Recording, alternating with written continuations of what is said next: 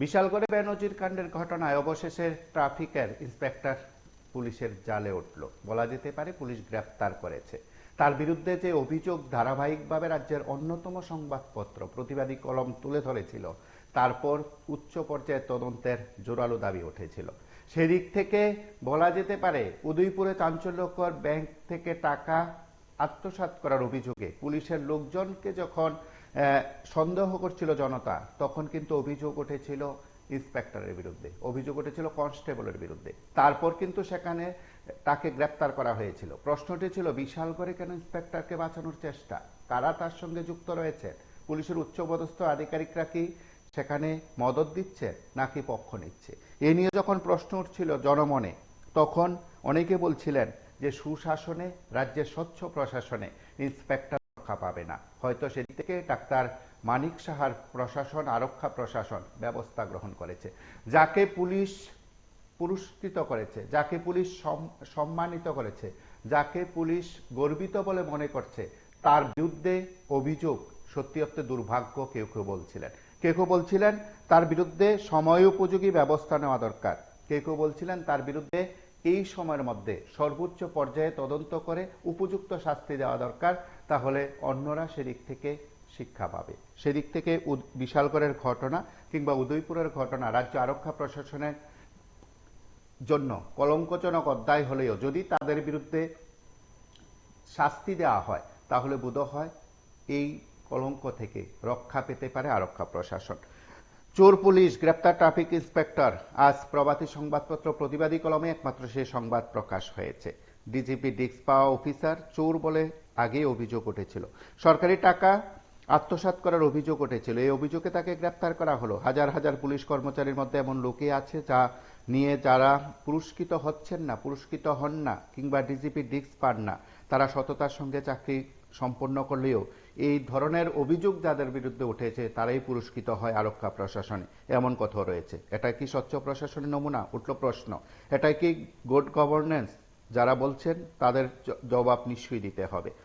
Bishalgarh traffic ইউনিটের inspector Amarjit দেববর্মাকে মধ্যরাতে অবশেষে গ্রেপ্তার করা হলো আর্থিক দুর্নীতির অভিযোগে। গ্রেপ্তার করা তথ্য শুধু দেওয়া হয়নি, আজ তাকে আদালতে সুপর্দ করা তথ্য দেওয়া হয়েছে সংশ্লিষ্ট তথ্যরূপে। সিপাহীজলা জেলার বিভিন্ন স্থানে জরিমানা করা যে টাকা পয়সা রয়েছে, সেই টাকা থেকে কোটি কোটি টাকা আত্মসাৎ করেছেন এই ট্রাফিকের ইন্সপেক্টর, এমনই অভিযোগ ছিল। অমরজিৎ দেববর্মার বিরুদ্ধে বিস্তর অভিযোগ ছিল। প্রতিবাদী কলম পত্রিকা প্রথম থেকে সে তথ্য নির্ভর সংবাদ প্রকাশ করেছিল। তারপর জেলা প্রশাসন সক্রিয় হয়েছে বলা যেতে পারে, কিন্তু অনেকটা সময় পর পুলিশের বিভিন্ন স্তরের আধিকারিকদের সঙ্গে তার সম্পর্ক রয়েছে বলে কানাঘুষো চলছিল। সেদিক থেকে এসপি অফিসে উপস্থিত হয়ে তাকে নির্দেশ দেওয়ার কথাটি জনসমক্ষে যখন বেরিয়ে আসছে, তখন অনেকেই বলছিলেন যে গ্রেপ্তার হবেন। কেউ কেউ বলছিলেন পুলিশের মাঝারি স্তরে যারা আধিকারিক আছেন তার সঙ্গে তার আর্থিক সম্পর্ক আছে, কেউ কেউ বলছেন নিবিড় সম্পর্ক আছে, তার জন্যই এতদিন গ্রেপ্তার হতে দেরি হলো।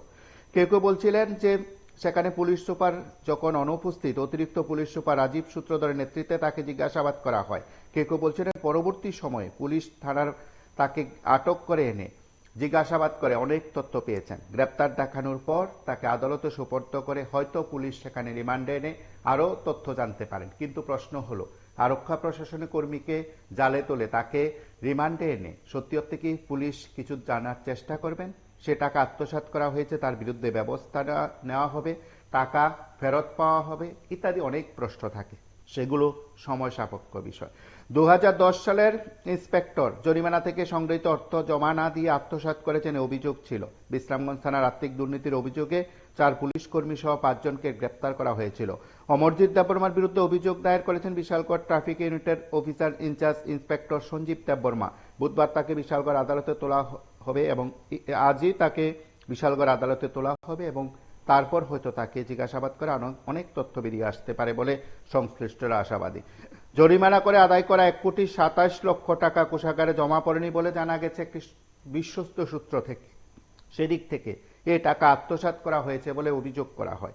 তারপর আরো অভিযোগ ছিল জমি বিক্রি করে 90 লাখ টাকা জমা দিয়েছেন বলে খবর, কিন্তু তার বিরুদ্ধে ব্যবস্থা নেওয়া উচিত বলে অনেকে মনে করেন। পুলিশ সুপার ছুটিতে যাওয়ার পর এই ব্যবস্থা নেওয়া হয়েছে। অতিরিক্ত পুলিশ সুপার ময়দানে আছেন, জিজ্ঞাসাবাদ করেছেন।